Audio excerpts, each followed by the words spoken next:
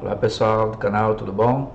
Faz um tempo que eu não venho por aqui, né? Realmente as coisas estão bem corridas aqui, principalmente trabalho na escola. Esse ano tenho muitas tarefas para realizar, mas estou sempre alimentando aqui o canal com alguns conteúdos, sobretudo relacionados aos vestibulares da UES, né? Hoje é o que mais movimenta o canal, é o que me dá mais visualizações e é muito bom poder ajudar a novos estudantes a ingressarem na universidade, né? Eu cursei a UES também, ainda considero como uma excelente universidade pelos cursos que oferece, pelas notas que se tem lá. Claro, né, como toda universidade pública tem os seus problemas, tem suas questões, como essas polêmicas que se envolveram a prova da UES, né, nessa última edição. Foi uma coisa até que eu conversei com meus alunos aqui na escola, né? Logo que saiu a prova, no domingo eles já disponibilizam e no decorrer da semana, já no início da semana, eu trouxe a prova para os meus alunos para a gente dar uma olhada e até pressupus com eles a questão de que algumas, né, das questões da prova poderiam ser anuladas e caberia um recurso. Infelizmente, a prova da UES ela tem se tornado muito subjetiva, sobretudo trazendo pontos do campo da política. E aí, infelizmente, quando você envereda para o lado da política, da geociência, e é claro que a geografia analisa isso, né, e o nosso canal e nossos conteúdos são mais voltados para a geografia, mas a gente sempre tem que analisar que quando você está numa questão de conflito, é uma questão política, e principalmente quando você trata de geociências, geopolítica, nós temos dois lados, nós temos duas vertentes ou mais, né? Nós temos visões, nós temos versões, e eu não posso exigir dentro de uma prova de vestibular que o vestibulando ele tenha a visão do elaborador da prova, ou que o vestibulando ele venha fazer a prova com a visão do autor que foi sugerido naquele livro. A prova da UES ela já foi bem mais objetiva no quesito de tratar mais das questões, dos conceitos, né? Claro, sempre trazia alguma coisa sobre a atualidade, mas essas últimas edições, sobretudo esse último vestibular, né, do vestibular 2024.2, trouxe muitas questões de humanas voltadas para o campo da política, né, para visões e versões políticas. E infelizmente isso abre margem para interpretações, para subjetividade e principalmente para fazer questionamentos, principalmente abrir as oportunidades para anulação de questões, né? As pessoas podem recorrer e devem recorrer. Então, desde já, eu já vou começar aqui os comentários das questões, que também é o nosso foco aqui, né? Vamos para o nosso campo de comentários. Eu já quero trazer aqui o comentário da questão de geografia. Estou comentando aqui o caderno do gabarito 1. A questão de geografia começa na questão 31, nessa prova, nesse gabarito. E aí, como faço sempre, marquei aqui as palavras-chave. Eu sempre peço, né, que você tenha esse cuidado ao fazer a leitura, ver quais são as palavras-chave, tentar capturar da questão qual é o assunto pretendido. Isso vai te ajudar, vai te facilitar o trabalho quando você estiver analisando as tuas questões, certo?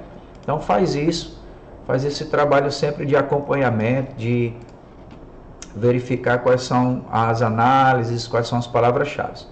A questão 31 é uma questão nível fácil, considero um nível fácil, porque ela fala sobre as bacias, começa falando sobre as bacias hidrográficas, mas o assunto mesmo, o mote da questão é sobre os tipos de drenagem.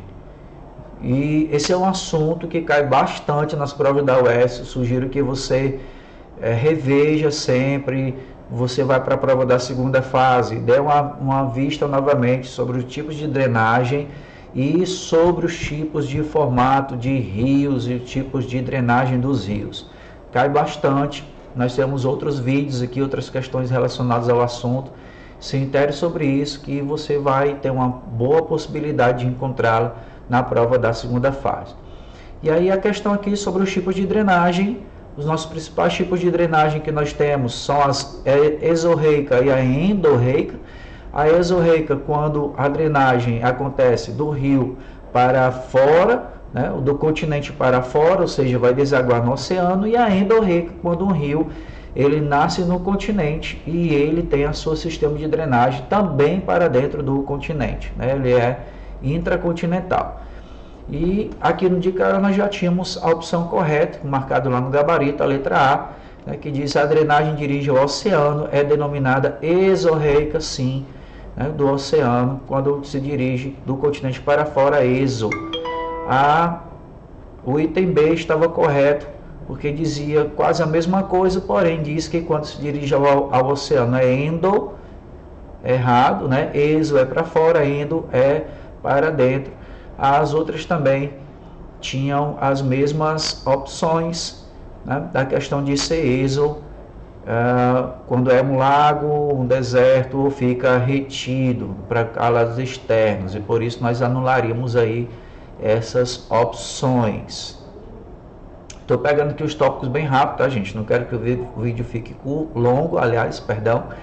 É só para remontar aqui quais são os pontos, as palavras-chave e confirmar o gabarito.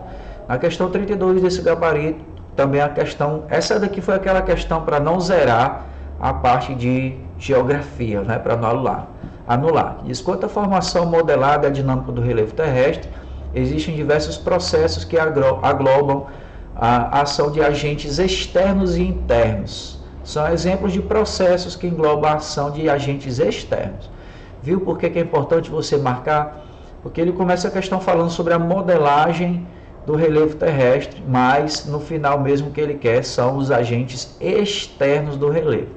E aí a gente tem, relembrando, dois agentes que modelam o relevo, os externos e os internos. Qual é a diferença entre eles dois? Onde eles atuam? Quais são os agentes externos? Todos aqueles que atuam diretamente sobre a superfície.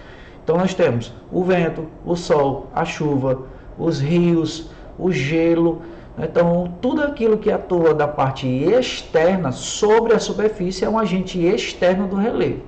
E o que é um agente interno do relevo? Praticamente as forças, todas as forças tectônicas. Movimento de placas, o vulcanismo, o dobramento, as falhas, então tudo aquilo que acontece de ação interna da crosta terrestre, esse é um agente interno do relevo, certo? Então ele pede aqui, deixa eu só colocar aqui no silencioso, perdão, está atrapalhando aí, né? Então um agente externo, né? Que aí qual é a única opção que engloba todos aqui? A letra A já começa errado porque fala tectonismo. Tectonismo é interno. B, terremoto. Terremoto é interno. C, dobramento, falhamento, tectonismo. Todas elas internas. E aí sobraria a opção D. É uma coisa até que eu digo sempre para os meus alunos. Às vezes tem questões da UES que você consegue encontrar a resposta correta se você lembrar pelo menos de alguma coisa. Se ele está pedindo uma opção que seja apenas de agentes externos e você encontrou em cada uma das opções um agente interno, ele já vai se autoanulando. Como aqui, por exemplo, tectonismo, interno, terremoto, interno, dobramento, interno. Então sobraria pela obviedade a opção D, mesmo que você não lembrasse de todos os agentes do relevo, tá? Então isso ajuda também na hora de você fazer sua prova. Vamos para o outro lado, tinha poucas questões aqui. Nessa questão, gente, que é a 33, eu não vou pegar muitos detalhes a respeito disso, é uma parte um pouco longa e chata de se explicar, que são os sistemas de cartografia e os tipos de projeção cartográfica. Então eu te aconselho que você veja vídeos, veja as outras aulas, pegue um material falando sobre projeções, mas já coloca aí como tua prioridade, porque esse é um conteúdo que é cobrado sempre nos vestibulares da UES. Cartografia, geoprocessamento, sensoriamento remoto são conteúdos que você vai ver com bastante frequência. Então, sobre aquela questão? Sobre a questão sobre o nosso sistema UTM, o Sistema Universal Transverso de Mercator, ou Mercator.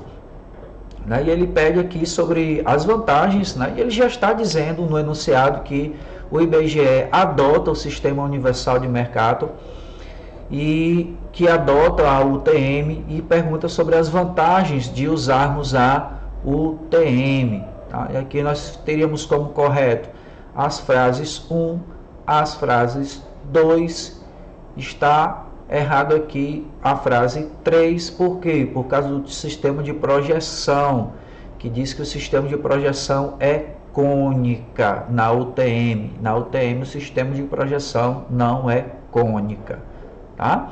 E aí não vou me alongar aqui explicando para os seus tipos de projeção, estou só explicando por que essa questão está sendo anulada, é por causa disso aqui, o tipo do sistema de projeção que não é cônica. Então marcaremos aí a letra B. Na parte 34, questão também nível fácil, muito fácil, e ele traz aqui um enunciado, que é uma frase de um ciclista, uma pessoa narrando a viagem, e ele fala que vê uma montanha, e que nessa montanha, à medida que ele vai subir da montanha, as temperaturas vão ficando mais frias. E ele vai brincando aqui, falando, fazendo uma referência entre quando você sobe uma montanha, vai ficando mais frio, e é uma diferença entre estar embaixo, onde é mais quente. O que é que nós temos aqui? Qual é o assunto da questão? Elementos do clima, é uma questão sobre climatologia, tá? Sobre os elementos do clima, fatores climáticos. Então, qual é a relação do texto que ele está falando? O ciclista está subindo uma montanha e que, ao subir essa montanha, ele percebe que há uma diferença de temperatura. Vamos dizer, as montanhas são mais frias porque ficam mais distantes do chão. Então, ele está falando aqui de uma forma de relevo, e aqui, à medida que você sobe nessa estrutura de relevo, as temperaturas vão se modificando. Então, quais são os fatores que estão envolvidos aqui? O fator altitude e a topografia. Por que não latitude? Porque não tem nada a ver montanha com latitude. Latitude é a referência do Equador, né? Latitude norte, latitude sul. Latitude é a distância a partir da linha do Equador. Continentalidade é a influência da parte das terras sobre as temperaturas, sobre a formação de massas de ar. Então, altitude é exatamente essa referência, né? Quanto mais próximo do chão, maiores são as temperaturas. Quanto mais eu subo, mais rarefeito fica o ar e mais longe também fica da área de reflectância dos raios solares. Então, quanto mais eu subo, mais frio vai ficando. Glaciação e eustasia são outras coisas totalmente diferentes. Maritimidade é um fator climático, sim, e a insolação também, mas se for mais absurdo, a glaciação e a eustasia. Por isso nós ficaríamos aqui com o item B. Na questão 35, a questão que gerou conflito e pediu muita revisão de prova, que fala sobre o conflito Israel-Hamas. E ele traz a questão do conflito Israel-Hamas.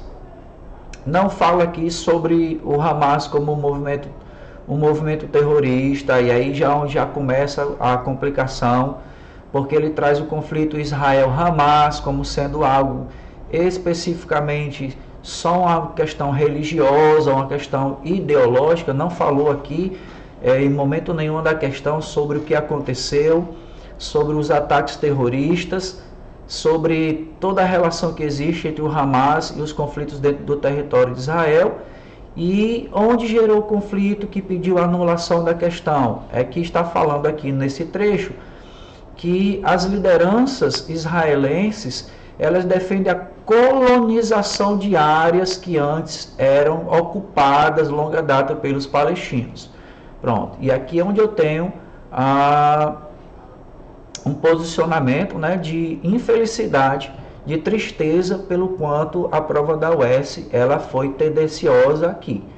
Porque essa visão de que o Hamas é um defensor do povo palestino, e que o movimento terrorista Hamas ele está lutando por questões sociais e territoriais, é uma visão de uma parte de escritores, de autores, de jornalistas, de pensadores, né, a respeito desse conflito. E obviamente que boa parte das pessoas que analisam que o Hamas é um movimento de resistência, eles estão voltados para os movimentos de esquerda.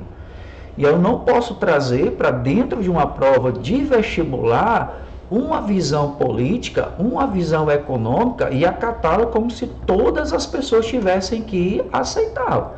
Então a gente precisa compreender que, sobretudo, os chamados partidos de direita, os grupos de direita, ou os conservadores, aqueles que adotam a cultura judaica-cristã, eles não veem esse conflito religioso, e principalmente o conflito entre Israel e o Hamas, como sendo algo simplesmente social, né? Ou algo que esteja relacionado a conflitos econômicos. E principalmente quando a opção de gabarito que ele traz aqui é que o conflito Israel-Hamas ele é gerado pelo sionismo, pelo movimento sionista. Só que o movimento sionista ele não iniciou com o conflito Israel-Hamas e nem ele tinha a pretensão de roubar territórios de ninguém.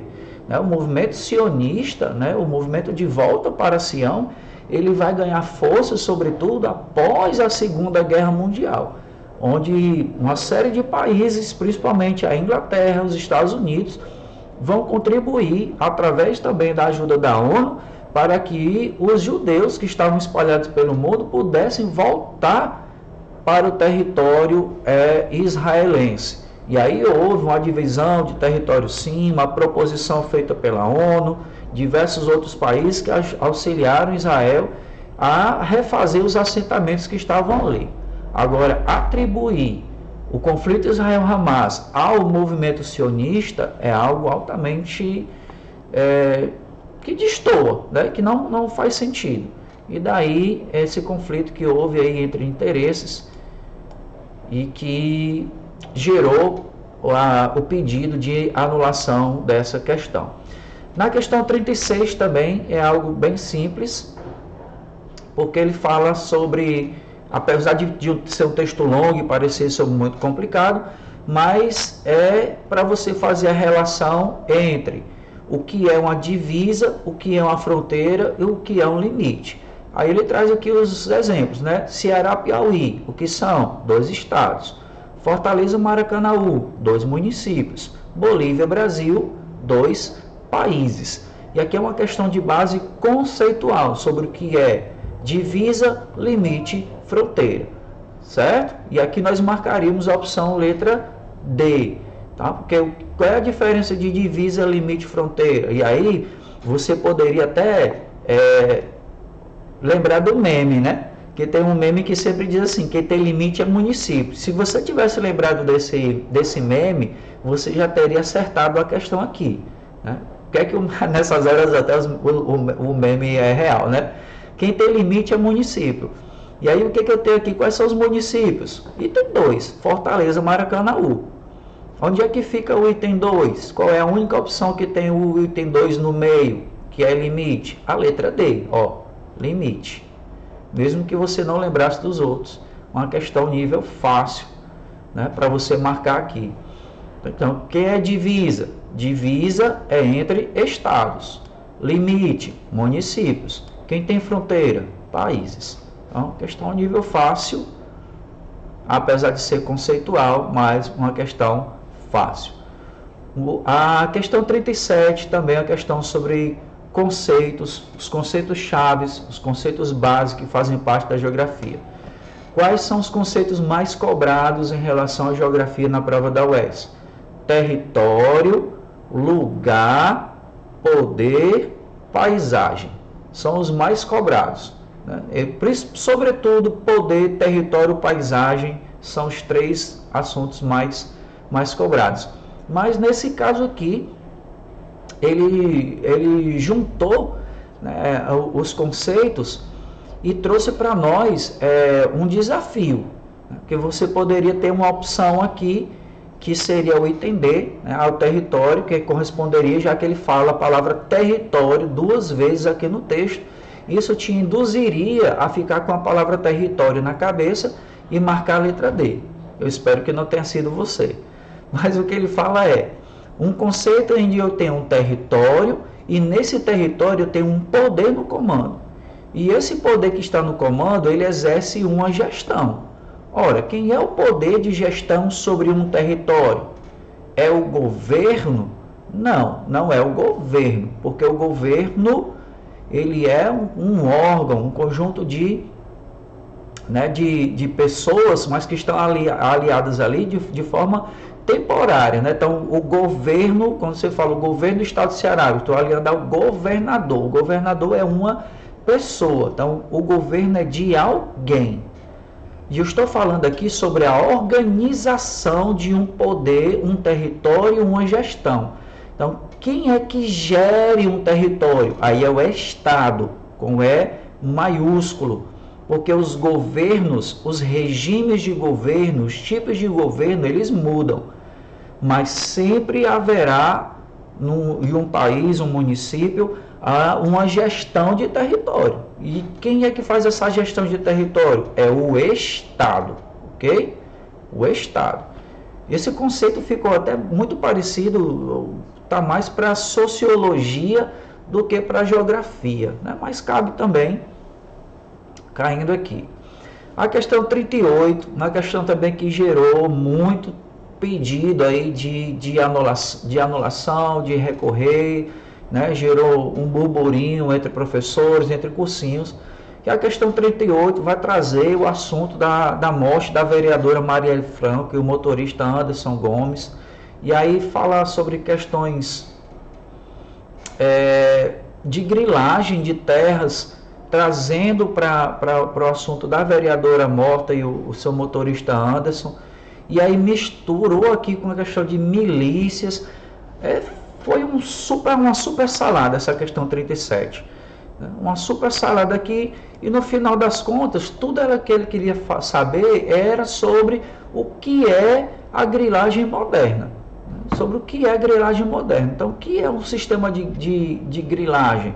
Eu não vou me expandir muito aqui, mas o sistema de grilagem ele acontece quando bandidos, né, podemos dizer assim, eles tomam posse de terras que são públicas, falsificam documentos para repassar para outras pessoas ou se passar como proprietários daquele terreno. Esse termo grilagem, né, segundo relatos, historiadores e algumas fontes, eles trazem que isso acontecia porque os falsificadores, antigamente, eles pegavam os documentos, falsificavam a assinatura e colocavam dentro de baús ou caixas cheios de grilos, para que esses documentos, né, com a urina e as fezes dos grilos, ele passasse a amarelar, ficar danificado e passasse a falsa impressão de que aquele documento ele era verdadeiramente antigo. Hoje as coisas estão já digitalizadas, já se modernizaram, as falsificações são todas feitas digitalmente, né? Mas esse termo grilagem para falsificação de documentos, sobretudo de áreas públicas, ele permanece. Aí nós marcaremos aqui a letra D, né? Segundo o gabarito, é a opção correta que fala sobre o urbanismo miliciano. Qual é a relação que tem entre a morte da Marielle e do seu motorista com política e o sistema de grilagem e as milícias? Não encontrei essa relação, gente. Sinto muito, né, ele dizer, ainda mais para pedir, né, que depois o candidato faça uma relação de tudo isso aqui com o urbanismo miliciano. Urbanismo miliciano com o sistema de grilagem, né? Eu não engoli essa questão não, certo? E aí foram essas as questões que saíram da prova da UES.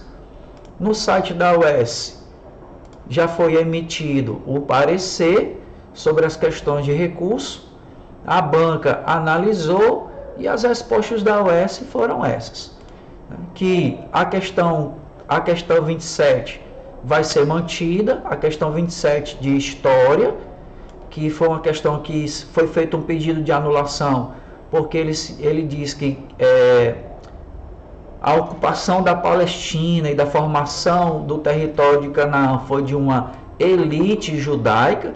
Aqui eles justificam que essa elite judaica é qualquer pessoa que é de uma liderança, não tem nada a ver uma coisa com a outra, mas eles dizem que nas referências que foram tomadas existiu essa elite judaica, principalmente para a formação de uma base financeira. Os caras estavam no êxodo, saindo no deserto, atravessaram por 40 anos uma região desértica e mesmo assim eles compreenderam uma elite que se formou mesmo sem ter uma base financeira ou um sistema de castas dentro daquele povo lá, né? O que se tem dentro dos historiadores, a liderança de Moisés, que se estabeleceu como líder e também como juiz, que depois dividiu o povo em sublideranças para governar, até que eles chegassem ao território que seria Canaã. Mas, segundo a banca da UES, a questão 27 é verdadeira, o texto está correto, vai tudo bem. A questão 29 vai ser anulada, e aí ele diz que exatamente a referência que eles tomaram traz um destaque aqui, que pode dar várias interpretações, principalmente sobre o que aconteceu do Holocausto e sobre a culpabilidade do que aconteceu no Holocausto, e aí a questão 29 foi anulada. A questão 35 de geografia também foi anulada, exatamente por essa questão, né, que como mencionei para vocês, foi retirada a base, né, sobre a origem do Hamas, os conflitos, e trouxe aqui o sionismo como sendo uma desgraça, uma praga, um eliminador de palestinos. E aí eles tentam aqui justificar de que a base da questão é de um livro e de reportagens e trazidas, aí como eu digo, trazidas por quem? Por uma visão de escritores que consideram que o sionismo ele permanece, que ele está punindo e está escravizando e que está gerando problemas ainda dentro do território da Palestina, certo? Aí eles trazem toda uma explicação aqui para justificar que, né? Aí se você quiser, você passa e lê aí, tá? Já está lá no site da UES, tá aqui a manchete, se você quiser procurar, CEV-UES informa sobre as questões em fase de recurso, né? Em fase de recurso, a banca já julgou, já deu aí o seu parecer, ok? Então espero aí ter contribuído com vocês para essas informações. A gente se encontra em mais vídeos falando sobre as provas da UES. Vamos aguardar chegar a prova da segunda fase. Acompanhe os nossos vídeos, tem bastante conteúdo aí falando sobre geografia do Ceará, principalmente, para ajudar vocês que vão para a segunda fase do vestibular. Gente, boa sorte, boa prova. Qualquer dúvida, se precisarem de ajuda, a gente está sempre aqui para atender vocês, tá bom? Grande abraço, até o próximo vídeo, até o próximo conteúdo. Deus abençoe.